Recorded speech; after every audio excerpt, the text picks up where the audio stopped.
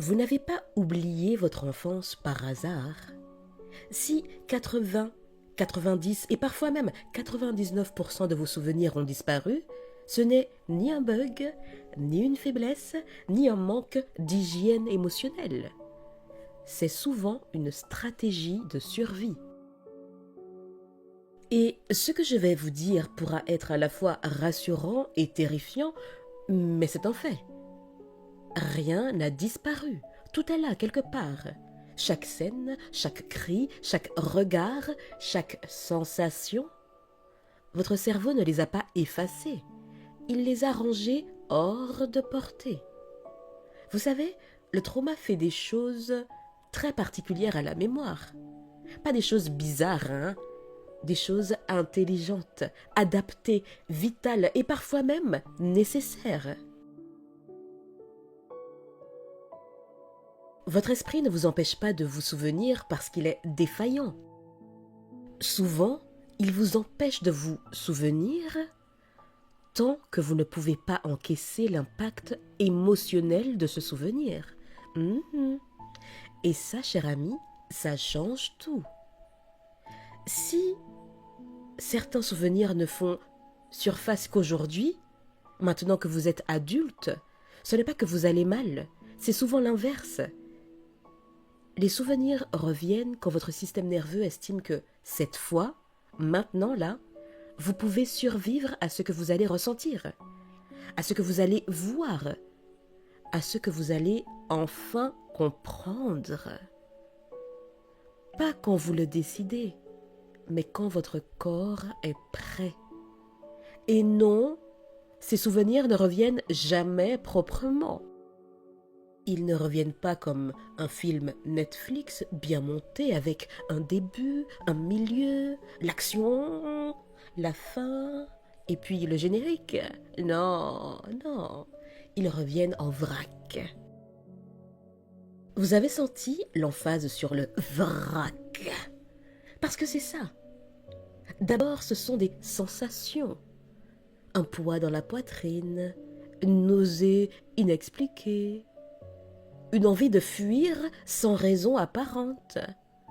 Je dis bien apparente, parce qu'il y a souvent toujours une raison, même si on n'arrive pas à mettre le doigt dessus. Une colère qui surgit alors que tout va bien. Et puis viennent les émotions. La honte surtout, la peur, l'impuissance. Une tristesse qui semble venir de très loin, mais qui est quand même là en arrière-plan. À ce stade, beaucoup de gens doutent d'eux-mêmes. Ils se disent « Ah mais non, j'invente. Non mais je dramatise. Hein. Non, c'est mon habitude de dramatiser de toute façon. Non mais je suis trop sensible. » Non, non, non, cher ami. Vous n'êtes pas trop sensible. Vous ne dramatisez pas. Vous n'inventez pas. Vous êtes en train de récupérer des données brutes.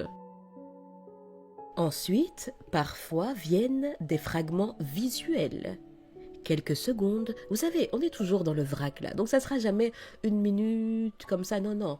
Quelques secondes par-ci, quelques secondes par-là, un geste, un endroit, une voix, un flash. Et rien autour.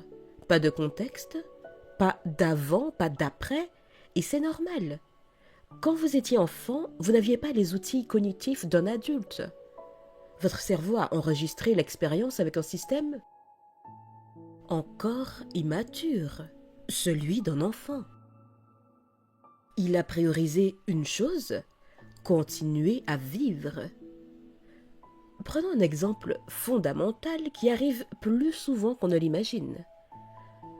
Beaucoup d'adultes sentent de manière confuse qu'un parent était violent, dangereux, instable, mais ils n'ont aucun souvenir clair.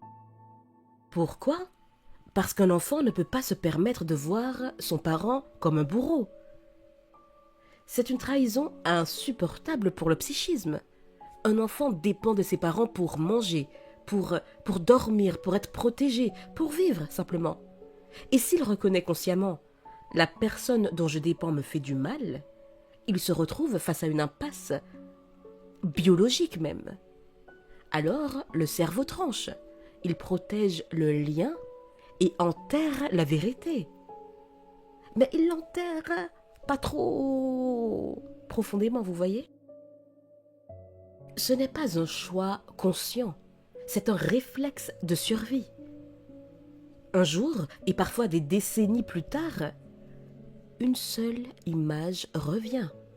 Une claque, une seconde, rien d'autre. Plus rien pendant des mois.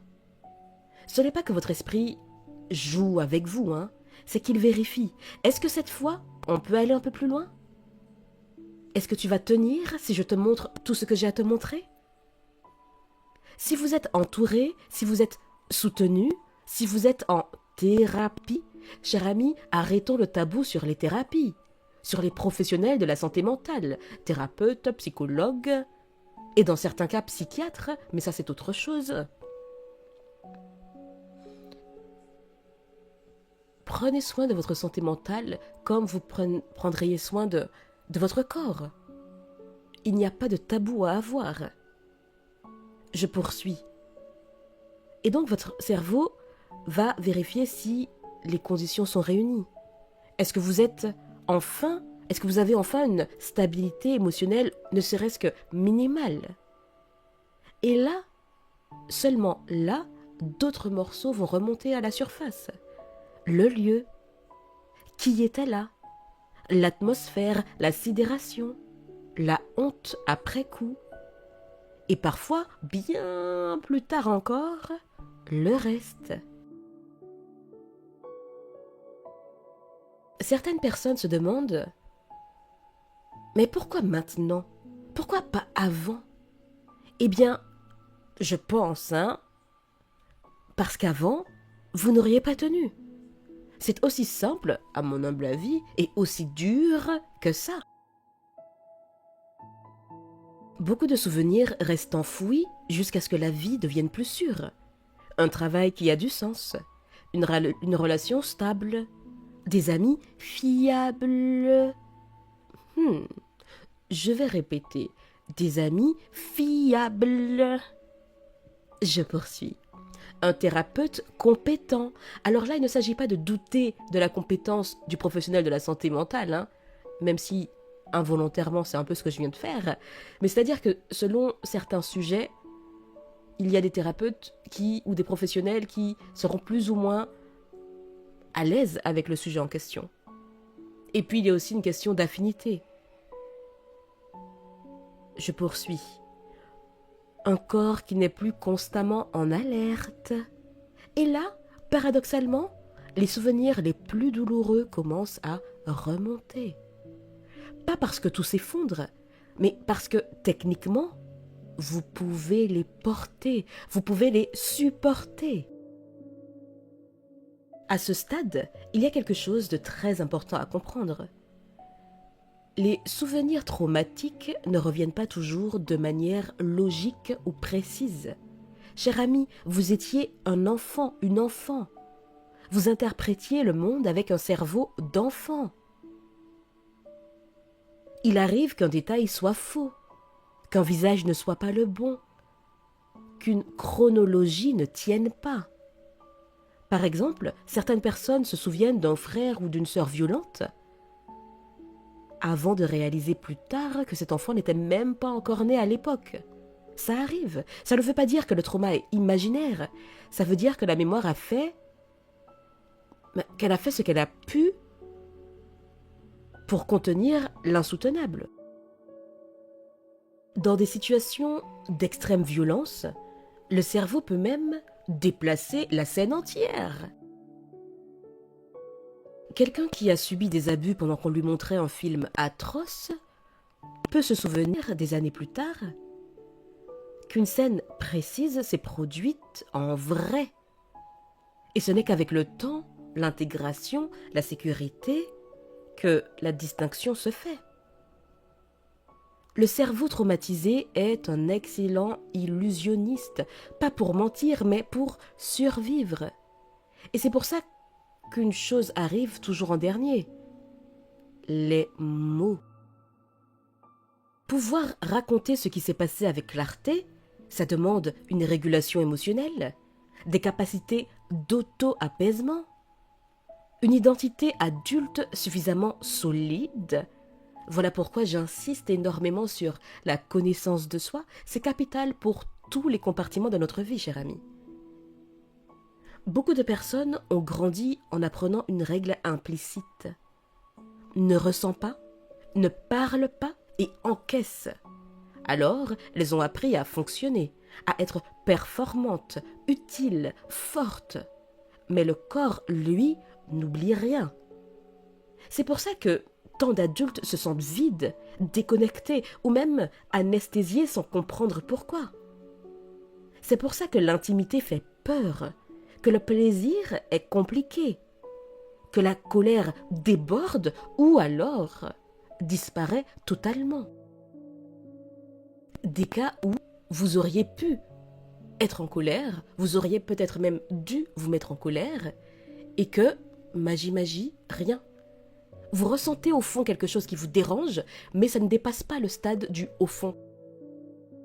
Et ça, ce n'est pas un défaut de personnalité. C'est un système nerveux qui a appris trop tôt à se figer. Quand les souvenirs commencent à remonter, le travail, ce n'est pas de forcer. Ce n'est pas de se souvenir plus vite. Ce n'est pas de tout comprendre d'un coup.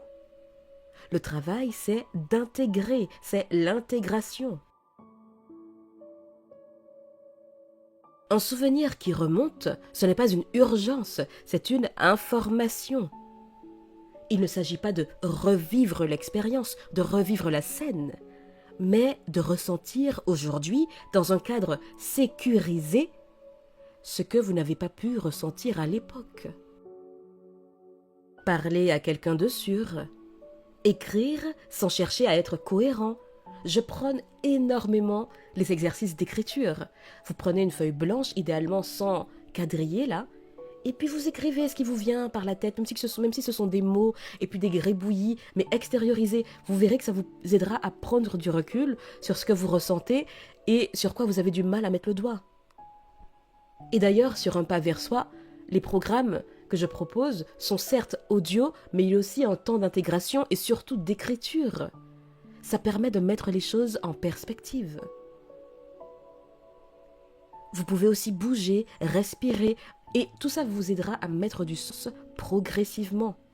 Et oui, bien souvent, la thérapie est indispensable. Il en va de même pour les approches qui travaillent avec le corps, la dissociation, le système nerveux, parce que ce trauma-là ne se règle pas uniquement en parlant. Même si c'est déjà un pas immense. Mais n'oublions pas, c'est un travail progressif. Cher ami, les flashbacks ne sont pas dangereux. Oui, ils peuvent parfois être impressionnants, envahissants et terrifiants même parfois. Mais ils ne sont pas le danger. Le danger, lui, est terminé. Ce qui fait peur, c'est de sentir enfin ce qui a été gelé. Et non, ça ne restera pas toujours aussi intense. Les souvenirs perdent leur charge émotionnelle à mesure que vous les intégrez. Voilà pourquoi je parlais plutôt d'intégration. Le but n'est pas de tout comprendre, intégrer petit à petit, sans juger et avec bienveillance. Raconter son histoire aide. Être cru, capital, aide. Être soutenu, aide. Et parfois, oui, les médicaments aident aussi, sans honte, mais de manière purement et strictement encadrée, j'insiste. Purement et strictement encadrée. Je ne me permettrai jamais de promouvoir l'automédication. Et surtout, le temps aide. Beaucoup de personnes regardent en arrière, 5 ou 10 ans plus tard et plus, et se disent « C'est fou de penser que je ne me souvenais de presque rien. » Cher ami, vous n'êtes pas cassé. Vous n'êtes pas en retard. Vous n'êtes pas faible.